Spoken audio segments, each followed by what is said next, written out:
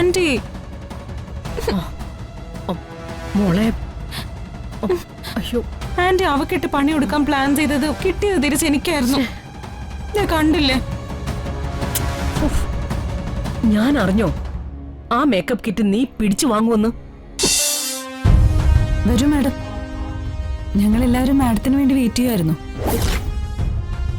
Juliet ആയിട്ടുള്ള എന്റെ performance കാണണമെന്ന് മാഡം അത്രയും ആഗ്രഹിച്ചതല്ലേ? എല്ലാ അനുഗ്രഹവും ഉണ്ടാവണം. എന്തു പറ്റി മാഡം? മാഡത്തിന്റെ മുഖം കാണുമ്പോ എന്തോ പ്രതീക്ഷിച്ചത് നടക്കാത്ത പോലെ ഉണ്ടല്ലോ. ഒരു നിരാശയുടെ നിഴലാട്ടം. നീ എന്തൊക്കെയാടി പുലമ്പുന്നത്? അല്ല, കാര്യമായിട്ടെന്തോ പ്രതീക്ഷിച്ചു വന്നിട്ട് അത് നടക്കാതെ വരുമ്പോൾ ഒരു നിരാശാഭാവം ഉണ്ടല്ലോ. ആ ഭാവമാണ് മാഡത്തിന്റെ മുഖത്തിപ്പോ കണ്ടത്. എനിക്ക് തോന്നിയത് ഞാൻ പറഞ്ഞേ ഉള്ളൂ. മാഡത്തെ പോലൊരു മഹത്വനിതയ്ക്ക് ഈ ഭാവം അങ്ങോട്ട് ചേരുന്നില്ല. അനാവശ്യം പറഞ്ഞാലുണ്ടല്ലോ അടിച്ച് കാരണം പുകച്ചുകളഞ്ഞാൽ. അയ്യോ മാഡം വേണ്ട. ദേ, ഈ ഓഡിറ്റോറിയം നിറയെ ആളുകളാ. മാഡം ഇവിടുത്തെ ചീഫ് ഗസ്റ്റ് അല്ലേ, സ്വന്തം ഇമേജ് നോക്കണ്ടേ? മനസ്സിൽ ദുഷ്ടത്തനം വെച്ചിട്ടാണെങ്കിലും ഞാൻ ഈ നാടകത്തിന് ഫസ്റ്റ് പ്രൈസ് വാങ്ങിക്കണമെന്ന് ആശംസിച്ചിട്ടാ മാഡം എന്നെ ഇങ്ങോട്ട് വിട്ടത്. അതുകൊണ്ട് എന്ത് വില കൊടുത്തും ഞാൻ ഈ നാടകത്തിൽ അഭിനയിച്ച സമ്മാനം വാങ്ങും. അത് ഞാൻ എന്നേക്കാൾ നന്നായി അഭിനയിക്കാൻ അറിയാവുന്ന മാഡത്തിന്റെ കയ്യിൽ നിന്ന് തന്നെ വാങ്ങുകയും ചെയ്യും. എനിക്ക് ഒരു ഓൾ ദി ബെസ്റ്റ് പറഞ്ഞൂടെ?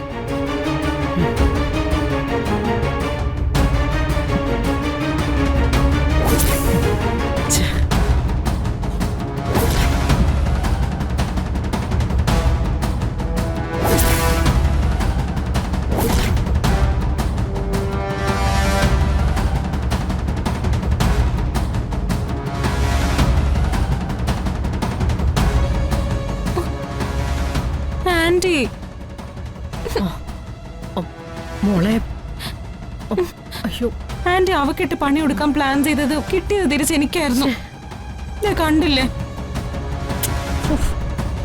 ഞാൻ അറിഞ്ഞോ ആ മേക്കപ്പ് കിറ്റ് നീ പിടിച്ചു വാങ്ങുമെന്ന്?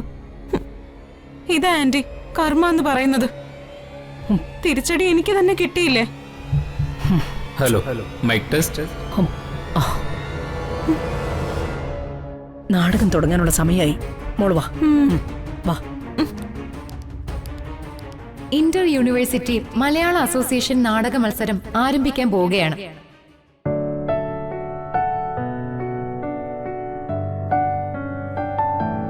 നാടകം വീക്ഷിക്കുവാനായി ചീഫ് ഗസ്റ്റ് ഇവിടെ വന്നിട്ടുണ്ട്. രമാദേവി മാഡമാണ് ചീഫ് ഗസ്റ്റായി എത്തിയിട്ടുള്ളത്. മാഡത്തിന് സ്വന്തമായ എയർലൈൻസ് കമ്പനിയൊക്കെ ഉള്ളതാണ്. മഹാനായ ഷേക്സ്പിയറുടെ റോമിയോ ആൻഡ് ജൂലിയറ്റ് എന്ന നാടകം അരങ്ങേറാൻ പോവുകയാണ്. അമേച്ചർ നാടകരംഗത്തെ കുലപതി കുരീക്കോട് മധുസാർ സംവിധാനം നിർവഹിച്ച നാടകത്തിലെ റോമിയോ എന്ന നായക കഥാപാത്രത്തെ അവതരിപ്പിക്കുന്നത് ഈ കോളേജിലെ തന്നെ അധ്യാപകനായ മഹേഷാണ്. ജൂലിയറ്റായി വേഷം കെട്ടുന്നത് ഇതേ കോളേജിലെ വിദ്യാർത്ഥിനിയായ കല്യാണിയുമാണ്.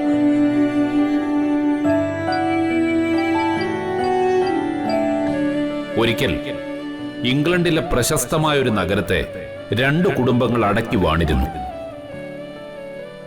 ഈ രണ്ടു കുടുംബങ്ങളും തമ്മിൽ തെരുവ് യുദ്ധങ്ങൾ പതിവായി. ഒടുവിൽ രാജാവ് ഇടപെട്ടു. പരസ്പരം ആയുധം കൊണ്ടുള്ള കണക്ക് തീർക്കൽ ഇനി പാടില്ല എന്ന് ഉത്തരവിട്ടു. അങ്ങനെ ഉണ്ടായാൽ വധശിക്ഷ നൽകുമെന്ന് ശക്തമായ താക്കീതും നൽകി.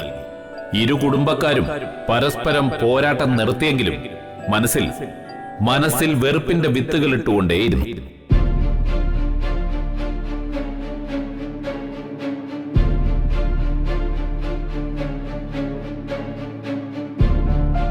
ഒരിക്കൽ റോമിയോ എന്ന സുന്ദരനായ യുവാവ് റോസ്ലിൻ എന്ന ഒരു സുന്ദരിയെ കാണാൻ ശത്രു കുടുംബത്തിലേക്ക് വേഷപ്രച്ഛന്നനായി വന്നു കയറി.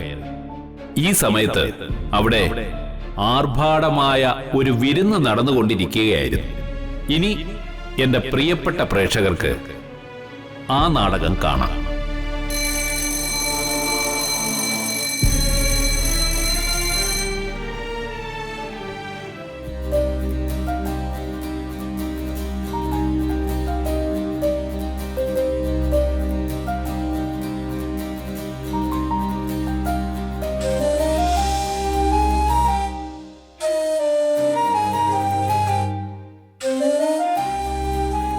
നീ എന്താണ് ആലോചിച്ചിരിക്കുന്നത് റോമിയോ?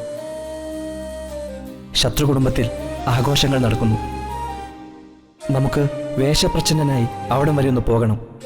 അത് വേണോ? വേണം. എനിക്ക് അവിടെ ഒരാളെ കണ്ടെത്തണം.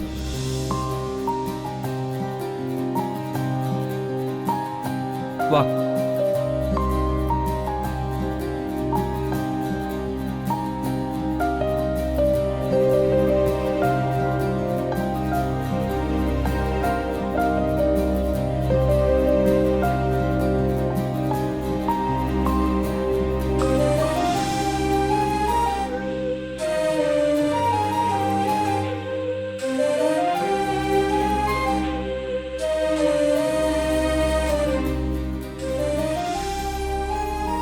ഞാൻ തേടി വന്ന റോസ്ലിൻ എന്ന പെൺകുട്ടി എവിടെയാണ് മറഞ്ഞിരിക്കുന്നത്?